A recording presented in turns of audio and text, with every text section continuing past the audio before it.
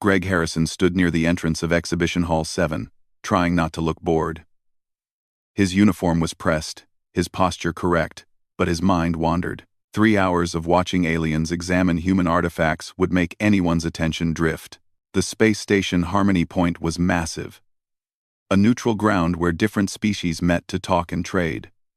Humans were new here. Barely 6 months since first contact, the Galactic Council had given humanity observer status, which meant they could watch, but not vote.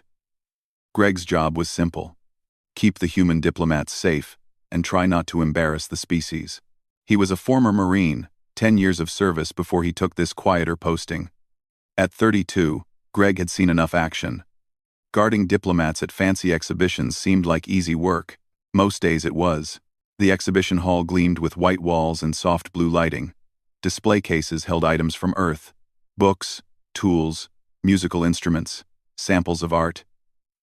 The council wanted to understand humans better. Greg thought it was all political theater, but he kept that opinion to himself. A group of Escherons entered the hall, and Greg straightened slightly. The Escherons were important, one of the oldest and most powerful species in the galaxy. They looked fragile, with thin limbs and large eyes that seemed to glow from within. Their skin had a faint shimmer, like pearl. They moved slowly, gracefully, as if the station's artificial gravity was too heavy for them. In the center of the group was Princess Vela. Greg had been briefed about her. She was young by Escheron standards, maybe equivalent to a human teenager. She wore flowing robes that changed color as she moved, shifting from blue to purple to green. Her eyes were curious, taking in everything. Greg's partner for the day, Lisa Carter, spoke quietly through their comlink. She was positioned on the other side of the hall. "Looks like the princess is interested in our stuff," Lisa said. "Let's hope she doesn't break anything," Greg replied. "I heard Escherons are psychic. Maybe she already knows what everything does. That's creepy. That's diplomacy." The Escheron group moved through the exhibit slowly. Princess Vela stopped at a display of children's toys. There was a wooden rocking horse, a teddy bear, some building blocks. She tilted her head, studying them with clear fascination. Her attendants, tall and serious, kept a respectful distance. They watched the room constantly, their own version of security. Greg noticed they never looked directly at the humans. He wondered if that was a cultural thing or just rudeness. The princess moved to another display, this one showing old photographs of Earth. Cities, mountains, oceans. She reached out as if to touch the glass, then pulled her hand back. One of her attendants said something in their language, a series of musical tones that the translator devices couldn't quite capture. Greg scanned the room out of habit. 23 beings total. 17 Escherons, 4 humans including himself, 2 representatives from a species called the Corven, who looked like walking crystals. Normal crowd for this kind of event. Then he saw movement that didn't fit. A figure near the back wall, partially hidden behind a support column. The stance was wrong. Too tense. Too focused. Greg's instincts kicked in before his conscious mind registered the threat. "Lisa, back corner. You're 2 o'clock, he said quietly. "I see it." The figure stepped out. It was wearing maintenance coveralls, but the way it moved was all wrong. In its hands was a weapon. Sleek and dark. Greg didn't recognize the design, but he knew what weapons looked like. Everything happened in seconds. The attacker raised the weapon, aiming at Princess Vela. Greg's body moved before he could think. 10 years of training took over. He was already running when the weapon began to glow with a red light. The Escheron guards were turning, too slow, their psychic abilities useless against a threat they hadn't sensed coming. The princess stood frozen, her large eyes going wide with shock. Greg crossed the distance in 5 long strides. He could hear Lisa shouting into the comm, calling for backup, raising the alarm. He could see the weapon charging, energy building at its tip. He could see the princess, young and terrified, not understanding what was happening. He didn't think about the consequences. He didn't think about dying. He just moved. Greg slammed into the princess, wrapping his arms around her fragile body and twisting to put his back toward the attacker. She was lighter than he expected. Barely any weight at all. He felt her gasp, felt something like electricity run through his arms where he touched her. The weapon fired. The blast hit Greg square in the back.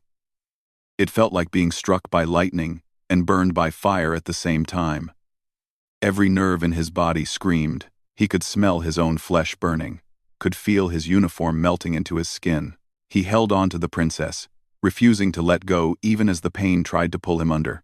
He felt her small hands grab his arms, felt something strange happening, like a shield forming around them both. Her psychic power, he realized dimly. She was trying to protect him too, but it was too late for him. Greg's legs gave out. He fell to his knees, still holding the princess, trying to lower her gently to the floor. His vision was going dark around the edges. Somewhere far away, he heard screaming, alarms, running feet. The princess's face swam in his fading vision. She was saying something, her musical voice high and panicked. Her hands glowed with soft light as she tried to help him. But Greg couldn't feel anything anymore. His last thought was simple and clear. The kid was safe. That was what mattered. Then darkness took him, and Greg Harrison knew nothing more. Around his fallen body, chaos erupted.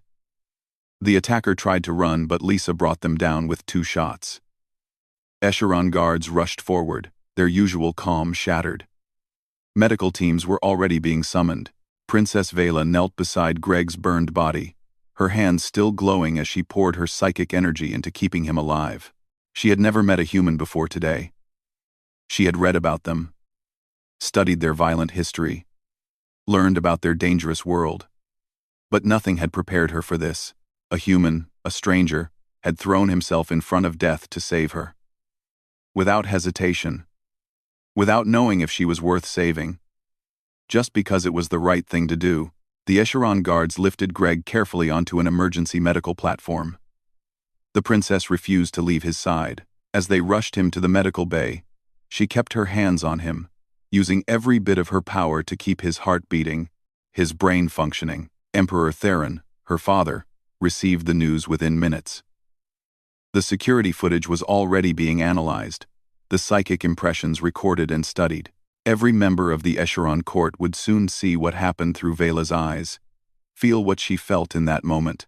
A human had done the impossible. He had sacrificed himself for one of them, and the galaxy would never be quite the same. Pain was the first thing Greg felt when consciousness returned. Not the burning agony he remembered, but a deep ache that ran through his entire body. He tried to move and found he could, though everything felt stiff and wrong. He opened his eyes. The ceiling above him was like nothing he had ever seen. It appeared to be made of living crystal that pulsed with soft light, shifting through colors like a slow heartbeat, blue to purple to green, over and over. The light was gentle but strange, making him feel like he was underwater. Greg turned his head slowly. He was lying on a platform that felt warm and smooth, like polished stone. Around him stood what had to be hundreds of Echelons. They filled an enormous chamber, their large eyes fixed on him with an intensity that made his skin crawl. His first instinct was to sit up, to assess the threat, to find an exit. But the moment he tried to move, several Echelons stepped forward. They made calming gestures with their long fingers, musical sounds coming from their mouths. A translator device near his head crackled to life. The voice that came through was calm and measured. "Please remain still. Your body is still healing." Greg looked down at himself.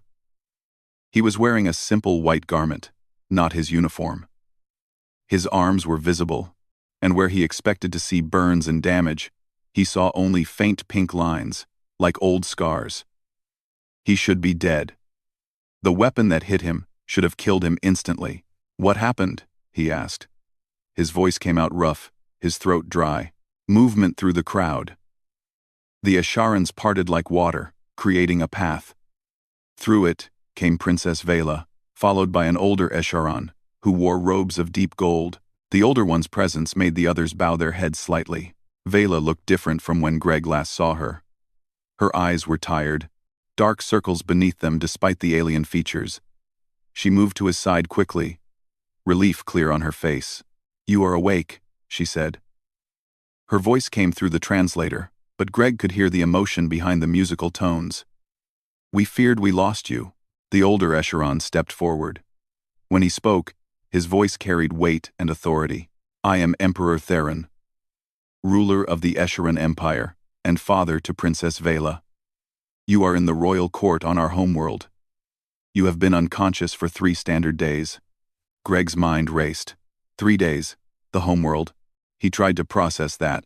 "The princess," he said. "Is she okay?" Vela made a sound that might have been a laugh. Theron's expression shifted to something that could have been surprise or approval. "You wake surrounded by the entire court of the most powerful empire in the galaxy," Theron said, "and your first question is for another's welfare. This is why we brought you here." Then, Greg was thoroughly confused now. He tried to sit up again, and this time the Escherons didn't stop him. His body protested but obeyed. He looked around the chamber properly. It was huge, easily the size of a sports stadium. The walls were the same living crystal as the ceiling, pulsing with light. Hundreds of Escherons watched him, their faces showing something he couldn't quite read. Not hostility, something else. "I don't understand," Greg said. "What's going on?" Theron gestured, and a device floated forward. It projected images in the air. Greg saw himself throwing his body in front of Vela. Saw the weapon fire. Saw himself fall. But the image didn't come from a security camera. It was from Vela's perspective. From inside her mind. Greg could feel the fear she felt, the shock when he grabbed her, the desperate attempt to shield him with her psychic power. "My daughter broadcast this moment to our people in her terror," Theron explained. "Every Escheron in our empire felt it through the psychic network. They felt your intention in that moment. The complete absence of self-preservation, the absolute commitment to protecting her." Greg didn't know what to say to that. He had just done what anyone would do. What any soldier would do. "Humans do not have psychic abilities," Theron continued, "so you may not understand the significance. When we feel another's intentions, we cannot be deceived. We know truth from lie, sincerity from deception. What you did with pure purpose. No hesitation, no expectation of reward." Vela spoke up, her voice soft. "In our culture, such an act creates what we call a life debt of the highest order.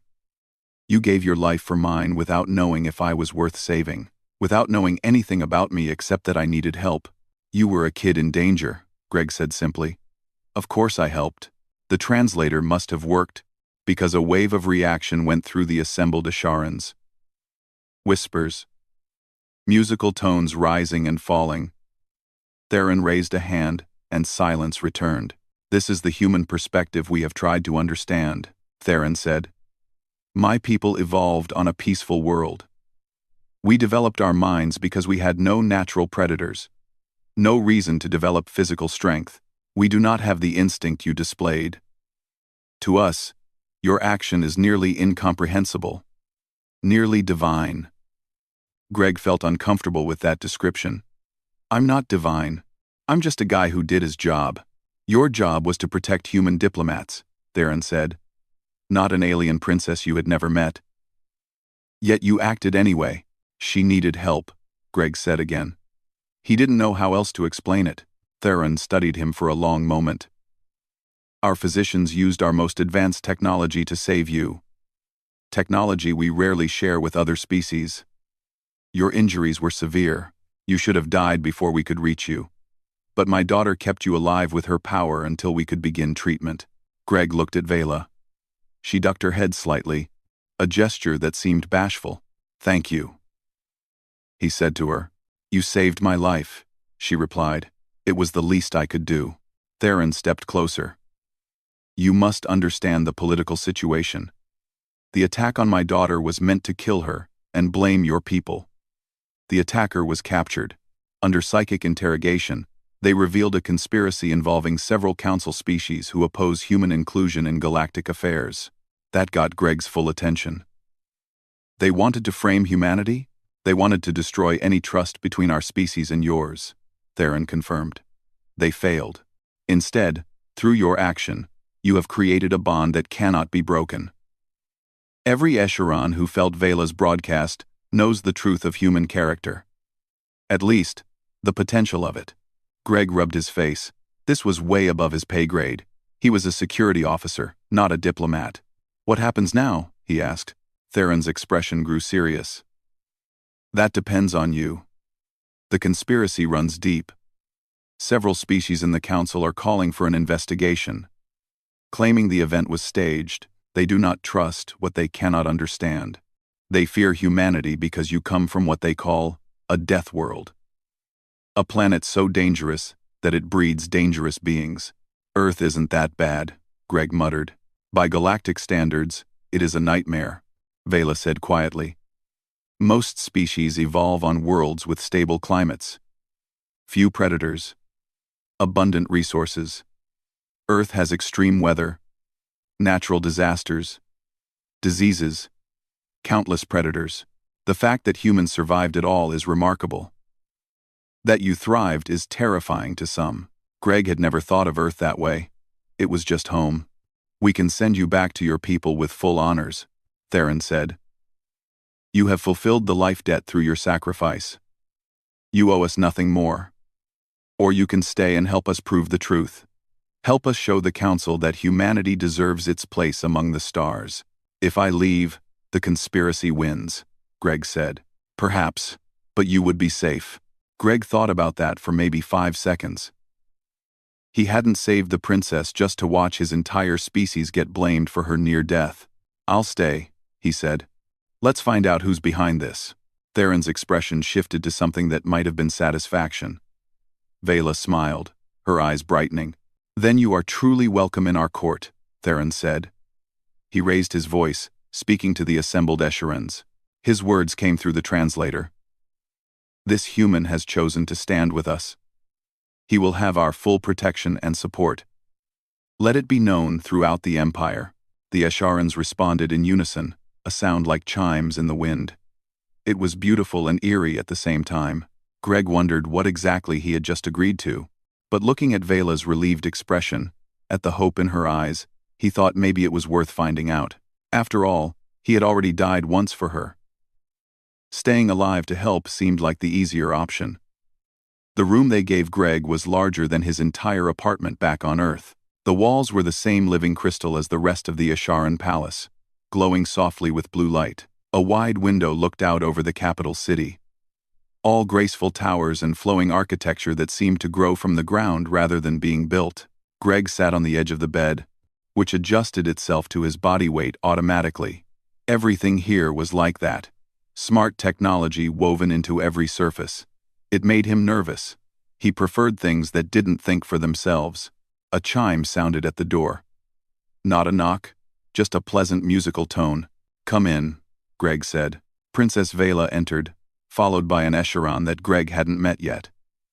This one was taller than most, with robes of silver that seemed to shimmer with their own light. His eyes were sharp and calculating.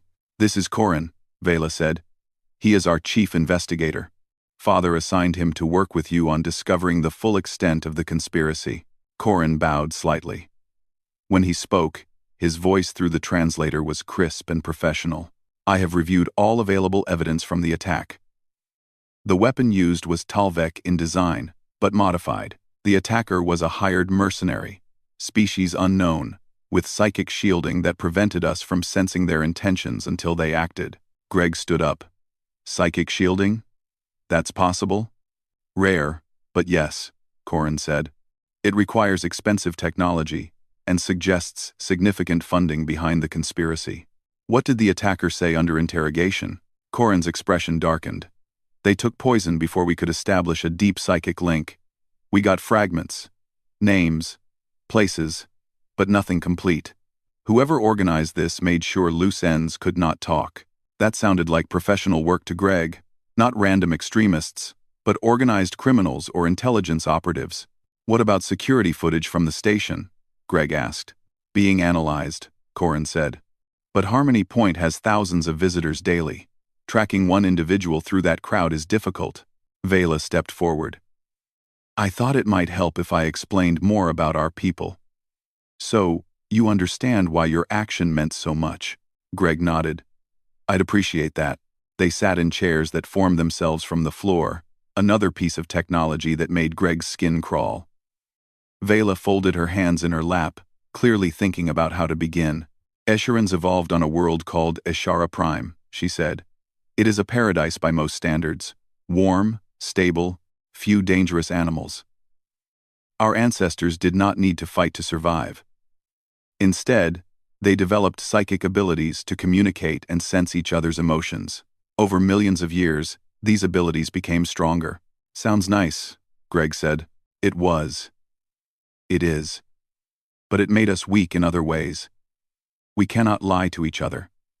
Deception is nearly impossible when everyone can feel your true intentions. This created a culture based on absolute honesty and trust. Corin spoke up. It also made us vulnerable. When we encountered other species, we assumed they would be as honest as we are. Many early contacts ended badly. We were deceived, manipulated, sometimes attacked. You learned the hard way that not everyone plays fair, Greg said. Yes, we adapted. We became more cautious. But we never developed the warrior instinct that many species have. We do not think like predators. We do not have the reflex to fight or sacrifice ourselves for others outside our family bonds. Vela looked at Greg with those large, luminous eyes. When you threw yourself in front of me, I felt your mind in that instant. Humans have some natural psychic presence, even if you cannot consciously use it. I felt your decision. There was no thought process. No weighing of options. You saw danger, and you acted. Training, Greg said simply. No, Vela said firmly. Training explains the skill. It does not explain the willingness. You did not calculate the odds. You did not consider whether I was worth saving. You just knew someone needed help and you provided it. Greg shrugged. He still didn't see what the big deal was. Corin leaned forward. The species behind the conspiracy fear this about humans. You come from a world that should have killed you.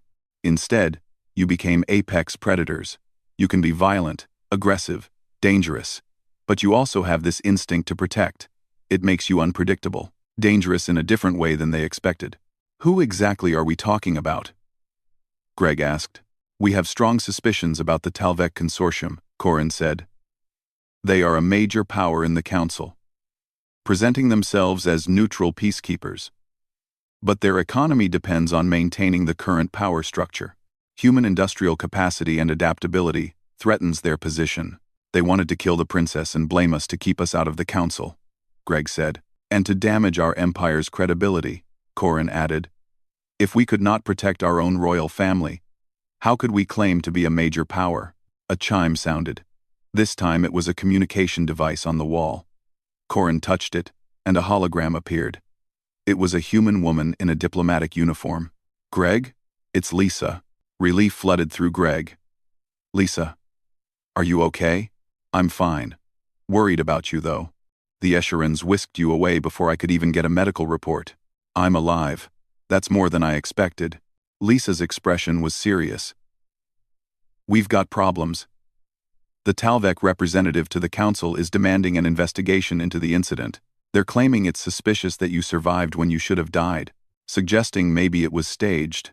Greg felt anger flare in his chest. I've got the burn scars to prove it wasn't staged.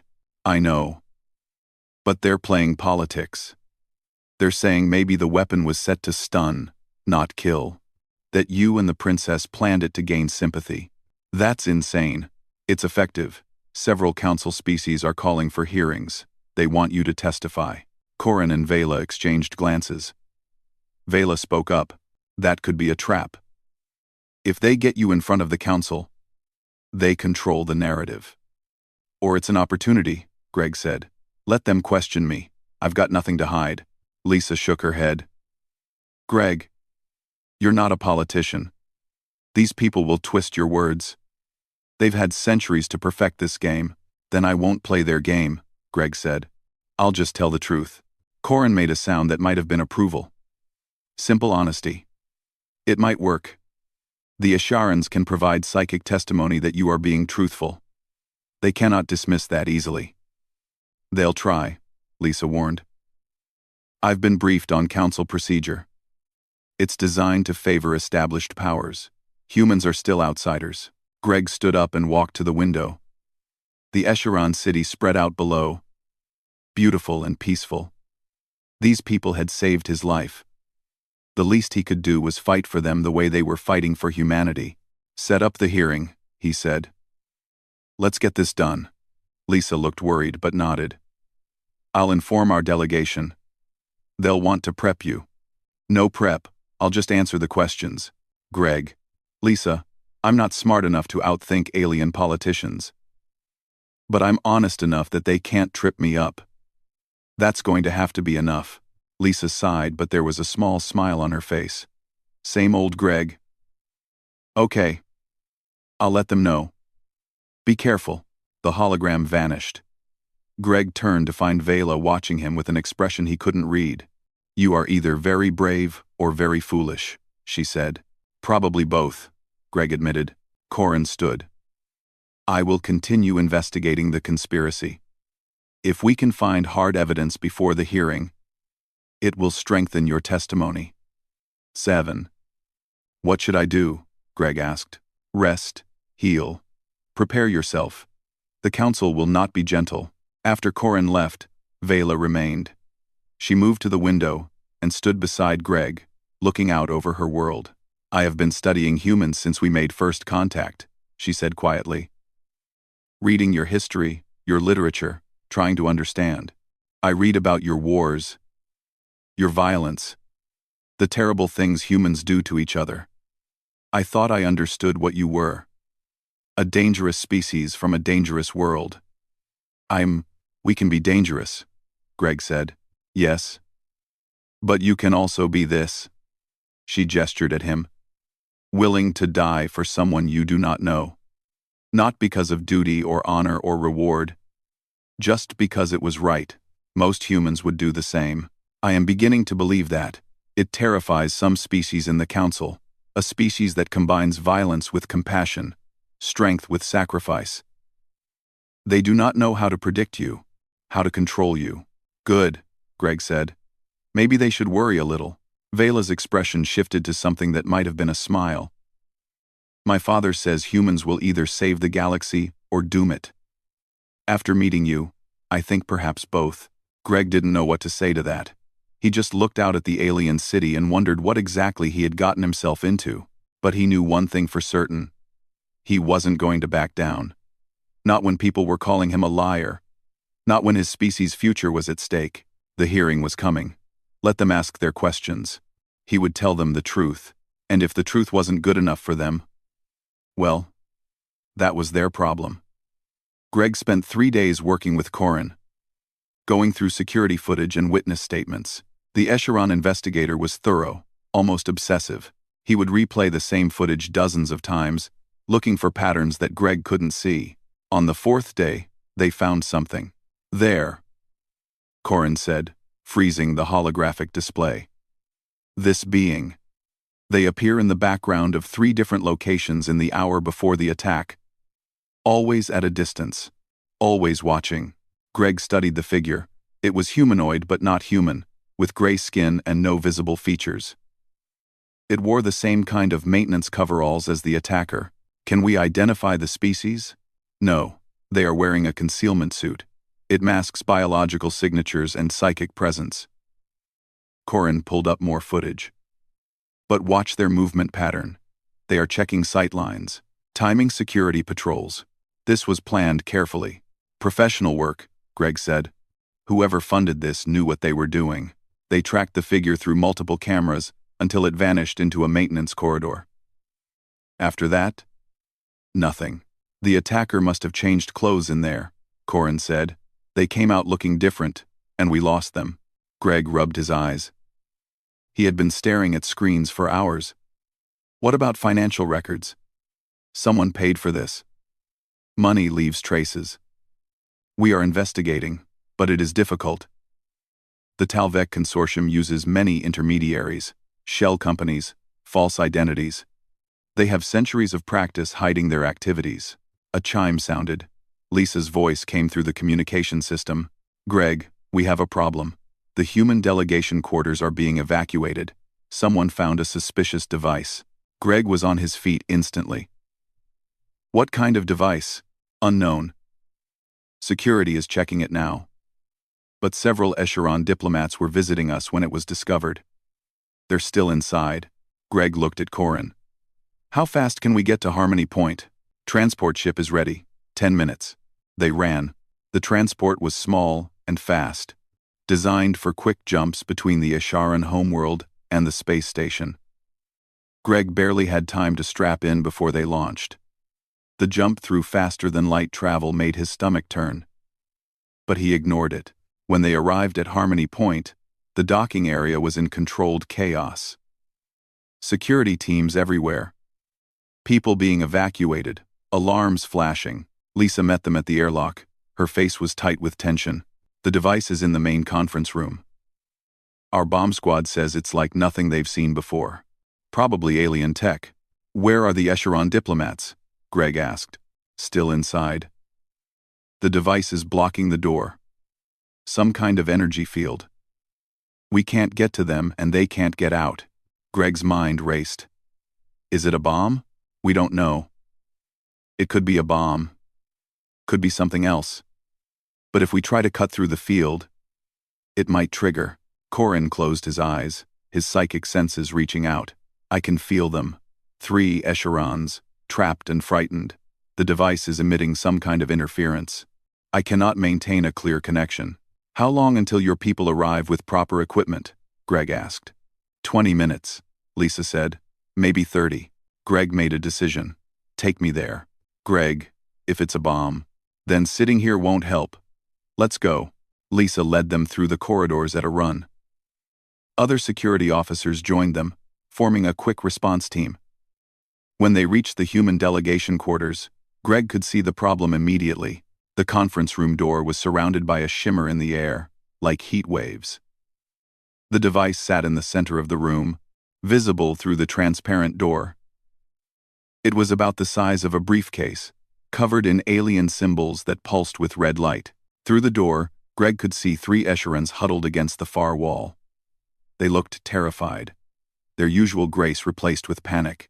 Have we tried communicating with them? Greg asked. The energy field blocks communication, Lisa said. We can see them, but can't talk to them. Greg studied the device. He wasn't an expert, but he had seen plenty of explosives in his military career. This didn't look like a bomb. It looked like a trap. Corin, can you sense anything about the device itself? The Escheron investigator focused, his eyes glowing slightly with psychic effort. It is designed to contain, to trap. I sense a trigger mechanism. If the field is breached from outside, it activates something. What? I cannot tell. The interference is too strong. Greg looked at the trapped Echerons again. One of them was young, probably Vela's age. The fear in their eyes reminded him of the princess when the weapon was pointed at her. The device is meant to be triggered, Greg said slowly, thinking it through. Someone wants us to try to break in. When we do, something bad happens. So we wait for experts? Lisa asked. And if it's on a timer? If waiting is exactly what they want? A new voice spoke up. Then we need someone inside to disable it. Greg turned. Vela had arrived, along with her father, Emperor Theron, and a security detail. She looked at the trapped Echerons, then at the device, then at Greg. The energy field only prevents passage from outside, she said. If someone were already inside, they could move freely. No one is inside except your people, Lisa said. Then someone must get inside, Vela said simply. Theron placed a hand on his daughter's shoulder. The risk is too great. The risk is that 3 of our people die while we debate, Vela said firmly. She looked at Greg. You taught me something. Sometimes you do not think. You just act. Greg understood what she was suggesting, and his blood went cold. You can't go in there. I am small enough to fit through the ventilation system. It connects to that room. Vela, no, Theron said. But Greg was already thinking like a soldier. The vents would bypass the energy field, but you'd need to know how to disable the device. Vela gestured to Corin. He can guide me psychically. He will see what I see, tell me what to do. It was crazy. It was dangerous. It was also the best option they had. Greg looked at Theron. If she goes, I go with her. The vents are too small for a human adult, Corin said. Then I'll find another way. But I'm not letting her go in alone. Vela smiled at him. You already saved me once. I can do this myself. Not happening, Greg said flatly. They argued for another minute before Greg had an idea. The emergency escape hatches. Every room has them. If I can get to the one above that room, I can drop in from above. Lisa pulled up the station schematics on her datapad. It's possible. But you'll be inside the field with no way out. Then we better disable the device fast. Theron looked at Greg for a long moment. You would risk your life again. For people you do not know. They're trapped and scared, Greg said. Someone needs to help them. The Emperor's expression shifted to something Greg couldn't read. Finally, he nodded. Go. Save our people. The next 10 minutes were a blur. Greg crawled through maintenance spaces he barely fit in, following the schematics on a borrowed datapad. Below him, Vela moved through the ventilation system, her small form easily navigating the narrow passages. They communicated through comlinks. I am approaching the room, Vela said. Almost at the emergency hatch, Greg replied. The device is directly below the hatch, Corin's voice said. You will land near it. Be very careful. Greg reached the hatch and looked down through the small window. He could see the device, the trapped echelons, and the vent cover starting to move as Vela pushed it open from inside. On my mark, Greg said. 3, 2, 1, go. He opened the hatch and dropped. The fall was only about 10 feet, but Greg landed hard, rolling to absorb the impact. Immediately, he felt the energy field close around him like a cage. The air felt thick, charged with power. Vela emerged from the vent, moving quickly to the device. The trapped echelons stared at both of them with shock and hope. Corin, I am in position, Vela said. Through the comm, Corin's voice guided her. The symbols on top. Press the blue one first, then the green one, then the red one in sequence. Vela's hand hovered over the device. Are you certain? 21. Are you certain? No. But it is our best option. Greg moved to stand between Vela and the device, ready to shield her if it exploded. She noticed and shook her head. If this goes wrong, your sacrifice will not help. Maybe not, but I'm doing it anyway. She pressed the first symbol. Nothing happened. Second symbol. The device made a sound like chimes. Third symbol. The red lights flickered, then turned blue. The energy field around them dissolved like mist. The trapped Asharans rushed forward, speaking rapidly in their musical language. Lisa and her security team burst through the door. Everyone was talking at once. Greg looked at Vela. She looked at him. They both started laughing. The kind of laugh that comes after surviving something terrifying.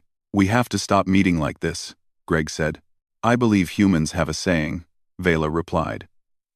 Third time is the charm. Let us hope there is no third time. Corin entered with Emperor Theron. The investigator went straight to the device. Studying it carefully. This is definitely Talvec technology, he said. Modified. But the base design is unmistakable. This was meant to kill the Escheron diplomats and be traced back to humans. Another attempt to frame your species. Theron looked at Greg and Vela standing side by side. Once again, humans and Asharans work together to overcome those who would divide us. We're getting good at it, Greg said. Indeed. And I suspect our enemies are becoming desperate. That night, Greg received a message. The council hearing was scheduled for the next day. Evidence or not, he would have to face their questions. But now he had more than testimony. He had proof of a conspiracy, and he had allies who trusted him. It was time to show the galaxy what humans were made of. The council chamber was enormous. built to accommodate hundreds of different species. Seats rose in circular tiers around a central platform where Greg stood alone. Above him, a dome showed the stars, a reminder that all these species came from different worlds across the galaxy. Greg wore his dress uniform. Lisa had insisted on it. She sat with the other human diplomats in a section marked for observer species. Vela and her father sat in the Escheron section, along with dozens of their people. Other species filled the remaining seats, representing civilizations that had existed for thousands of years before humans even invented the wheel. The council speaker, a being that looked like a floating crystal, called the session to order. We are here to investigate the incident involving Princess Vela of the Escheron Empire and Security Officer Greg Harrison of Earth. Questions have been raised about the authenticity of this event. Greg Harrison, you will answer truthfully. I will, Greg said simply. A Talvek representative stood. They were tall and thin, with skin like polished metal and eyes that had no visible pupils. Their voice was smooth, almost friendly. Mr. Harrison, you claim you acted on instinct to protect the princess, yet you had never met her before. You had no reason to risk your life. Is it not more likely this was a staged event designed to gain sympathy for humanity? No, Greg said. It wasn't staged. Someone tried to kill her. I stopped them. By coincidence, you were in exactly the right position at the right moment. How fortunate. I was doing my job. I was supposed to be watching the room. That's why I saw the attacker. And the weapon, which should have killed you instantly, merely injured you. Another fortunate coincidence. Greg felt his temper rising but kept his voice level. The weapon did kill me. My heart stopped. I had third-degree burns over 60% of my body. The only reason I'm alive is because Princess Vela used her psychic power to keep my heart beating until Asharan doctors could save me. That's in the medical records. Medical records that only Asharans can verify, the Talvek said smoothly. How convenient. Emperor Theron stood. Are you questioning the integrity of Escheron medical professionals? I am questioning the narrative. This incident benefits both humans and Asharans politically. It is suspicious. Corin stood then, holding a data device. Perhaps this will address your suspicions. He activated the device, and a hologram appeared in the center of the chamber. It showed the security footage of the attack, from multiple angles. Greg saw himself running, saw the weapon fire, saw himself fall. This footage has been examined by technical experts from 12 different species, Corin said. All confirm it is authentic and unaltered. The weapon was analyzed. It was Talvek in design, modified to be more lethal. The Talvek representative's expression didn't change. Talvek weapons are sold throughout the galaxy. This proves nothing. Then perhaps this will. Corin displayed the footage of the second attack, the device in the conference room. This trap was also Talvek technology. It was designed to kill Escheron diplomats inside human quarters, making it appear humans were responsible. Murmurs spread through the chamber. The Talvek representative remained calm. If such a device existed, it could have been planted by anyone seeking to implicate us. Greg had heard enough. He stepped forward. I'm not a politician, he said, his voice carrying through the chamber. I don't know how to play these games. I'm just a guy who saw someone in danger and helped. That's it. That's the whole story. Your simplicity is unconvincing, the Talvek said. Maybe. But it's the truth. Greg looked around the chamber at all the different species watching him. I come from Earth. Everyone keeps calling it a death world, like that's supposed to scare people. Yeah, Earth is dangerous. We have predators and diseases and natural disasters. Humans had to be tough to survive. He paused, gathering his thoughts. But that's not the only thing that made us survive. We also learned to work together, to protect each other, to help those who needed help, even when it was dangerous. Because on Earth, alone you die. Together you survive. A touching story, the Talvek said. But Earth philosophy is not evidence. Princess Vela stood. Her voice was clear and strong. Then allow me to provide evidence that cannot be questioned. I will open my memory of the event to psychic verification. Quote, a ripple of surprise went through the chamber. Emperor Theron looked concerned, but didn't stop her. Vela closed her eyes. The air around her began to shimmer with psychic energy. In the center of the chamber, a projection formed. Not a hologram, but something more real. A memory made visible. Greg saw the exhibition hall through Vela's eyes. Felt her curiosity as she looked at the human artifacts. Felt her sudden terror when the attacker appeared. Felt Greg's mind brush against hers as he grabbed her, his intention crystal clear. Protect. No other thought. No hesitation. Just absolute commitment to keeping her safe. The projection showed the moment of impact, the pain Greg felt, the desperate way Vela tried to shield him with her power. It showed her crying as she held his dying body, pouring her life force into keeping him alive. When the projection faded, the chamber was silent. Escharon's psychic testimony cannot be falsified, the council speaker said quietly. This is accepted as fact by all council species. The Talvek representative sat down without another word. Another representative stood, this one from a species Greg didn't recognize. They looked like a walking plant, with leaves instead of hair. If we accept this testimony, then we must also accept that humans possess this protective instinct naturally. Is this not dangerous? A species that acts without thinking, that throws themselves into danger? Greg answered before anyone else could. Is it more dangerous than a species that calculates the value of every life before deciding to help? That weighs profit against morality? Humans act on instinct sometimes. Yeah. But our instinct is to help, to protect. Is that really something to fear? The plant being considered this. Perhaps not.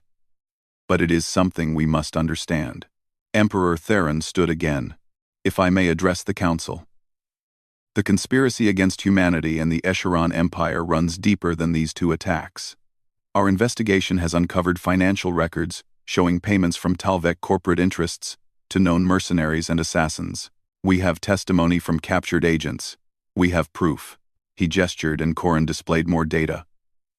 Records, communications, a whole network of conspiracy. The Talvek consortium feared human industrial capacity would disrupt their economic dominance. They feared the alliance between humans and Esharans would shift the power balance in the council, so they attempted to destroy both with a single act of violence. The Talvek representative stood abruptly. These accusations are outrageous. We demand our own investigation. Then you shall have it, the council speaker said. But the evidence presented is substantial. This council will form an independent committee to examine all claims. The session continued for another hour. More questions, more testimony. But Greg could feel the mood shifting. The psychic evidence from Vela had changed everything. They couldn't deny what they had all felt. Finally, the council speaker called for a preliminary vote on humanity's status. All those in favor of granting humanity full council membership, indicate now. Lights appeared throughout the chamber as species voted. Greg held his breath. When the count finished, the speaker announced the result. The motion passes. Humanity is granted full membership in the Galactic Council. Subject to final ratification procedures, the human delegation erupted in cheers. Lisa was crying and laughing at the same time. Greg felt a weight lift from his shoulders that he hadn't even realized was there. As the chamber emptied, Vela approached him. You did it, she said. We did it, Greg corrected. I just answered questions. You're the one who shared your memory. It was necessary. And it was the truth. She smiled. My father has made an offer to your government. He wants to establish a formal alliance between Earth and the Escharan Empire. Cultural exchanges, technology sharing, mutual defense. That's huge. It is. And he wants you to be part of it. A liaison between our species. Helping us understand each other. Greg blinked. Me? I'm just a security officer. You are the human who saved my life. The human who showed the galaxy what your species is capable of. Who better to represent humanity to the Esharans? Before Greg could answer, Emperor Theron joined them. Officer Harrison, the Council has released you from any obligation. You are free to return to Earth if you wish. But, Greg asked, sensing there was more. But I hope you will consider my daughter's suggestion. You have become a symbol of what human Escheron cooperation can achieve. Your presence would be valuable. Greg thought about it. Thought about going back to Earth. To his quiet life. Guarding diplomats. Then, he thought about Vela's terrified face. As the weapon pointed at her, thought about the trapped Escharans in the conference room. Thought about the future of his species in the galaxy. I'll do it, he said. But I'm going to need help. I don't know anything about being a liaison. You know the most important thing, Vela said. You know how to see people who need help and act without hesitation. The rest you can learn. Lisa walked over, still grinning. You just can't help yourself, can you? Always volunteering for the hard jobs. Someone has to do it, Greg said. Yeah, but it doesn't always have to be you. She punched his shoulder lightly. But I'm proud of you anyway. We all are. Over the next few weeks, things moved quickly. The investigation into the Talvek conspiracy resulted in multiple arrests and the removal of several council representatives. New trade agreements were signed between Earth and dozens of species. Human diplomats flooded into council positions. Greg started his new job as the human liaison to the Escheran Empire. It was strange work, teaching Escharans about human culture while learning about theirs. He taught them about Earth's history, about sports and music and art. They taught him about psychic etiquette, about their philosophy, about the countless other species in the galaxy. Vela became one of his closest friends. She was assigned to work with him, learning about humanity, while helping him understand the complex politics of the council. They made a good team. One day, 6 months after the attack, Greg received a package from Earth. His sister had sent it, along with a letter. Inside was a drawing his niece had made. It showed Greg in his uniform, standing in front of a princess. The caption said, "Uncle Greg, the hero." Greg smiled and put the drawing on his desk. He wasn't a hero. He had just done what anyone should do. What any decent person would do. Seen someone in danger, and helped. But if that simple act had opened doors for humanity, if it had built bridges between species, if it had shown the galaxy that humans were more than their violent history suggested, then maybe it was worth it. Vela found him looking at the drawing. "Your family is proud of you," she said. "They drew me too tall," Greg said. "And I don't think my uniform is that shiny." "It is close enough," she paused. "I am proud of you too. What you did changed everything. I just acted on instinct. I know. That is why it mattered." She looked at the drawing, then at Greg. "When I teach young Escharans about humans now, I tell them about you. I tell them that humans come from a dangerous world. Yes, they are strong and can be fierce, but they also have this thing inside them. This instinct to protect those who cannot protect themselves, even at the cost of their own lives.